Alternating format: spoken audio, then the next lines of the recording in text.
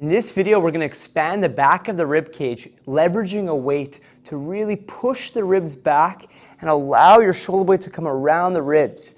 Too many people in life think that good posture is always to keep the shoulders down and back, but what you actually need is a shoulder blade to come around. If we're using our arms in everyday life, we need our arms to come around, and this exercise is going to help with that. Really, really powerful drill. So I'm going to show you with a bench or without a bench, and you'll see what works suitably for you. Now, ideally, you have a pretty heavy weight to leverage yourself against, but you might just find some sort of immovable object or just use a light weight, but really imagine that the weight is heavier. In this case, I'm going to use a 50-pound kettlebell. So what I'm going to do is I'm going to hook my foot at the edge of the bench, and I'm going to place this hand underneath my shoulder, and I'm really going to grab the weight of the bell in the meat of my hand, not just the tips of my fingers. And from here, I'm going to turn the weight in.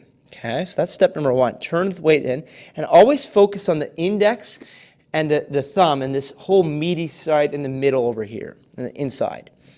Now from here, what I would like to do is I want to imagine that I'm allowing this elbow to get reached forward as I push my ribs back, almost like as if I'm trying to move the weight up through my upper back, but I'm not letting the weight come off the ground. And the more the hand is in, I feel a massive stretch in the back of my upper rib cage. It's going to feel very intense on people. Notice how my back is rounded. I'm not arched like so, but I'm letting my spine get pushed up towards the sky. And the more I do that, the more stretch I get. Here, I'm almost really trying to get that weight off. I'm going to keep holding on tightly and breathing here. Full exhale. Quiet inhale. I could turn my chest a bit more to the right, and I'll get an even deeper stretch with my right leg, my right arm forward. Very nice stretch here. So you see how I'm like, my arm goes forward, but my ribs go back, and that's going to allow that rib cage to go around.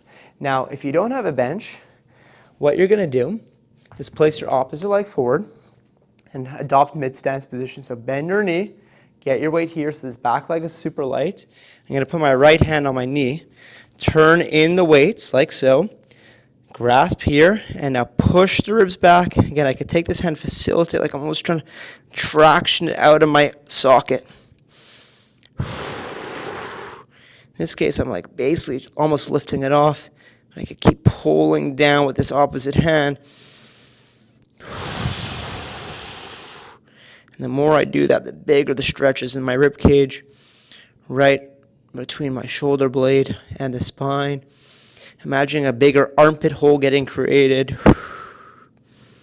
Breathing that out for 5 breaths on each side. If I turn my chest slightly more left, I'll get even more stretch.